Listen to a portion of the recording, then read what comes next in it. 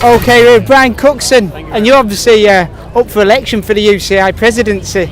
It's an exciting time in cycling, full stop at the moment.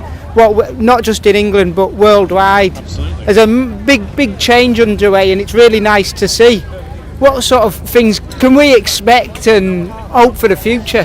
Well, I think we've got to have a real change at the top in cycling, haven't we? I mean, there's so much interest and excitement around our sport at the moment, but the way in which the UCI has been led has damaged the credibility of the sport, and I want to change that and put the credibility back into the sport.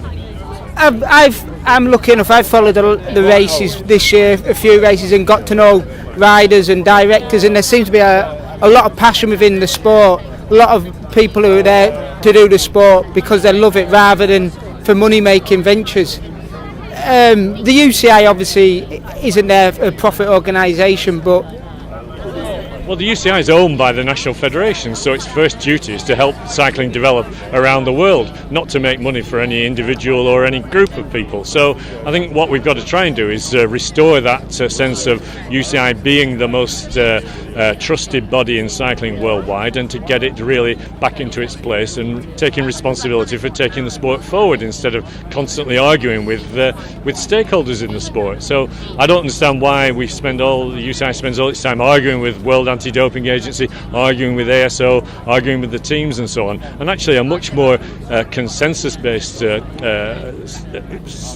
way of working is what's needed at the moment. And frankly, I think that's the difference between myself and the current president. Thank you ever so much for your time. I'll let you go. Anytime. Catch up with me in Florence. Are you in Florence?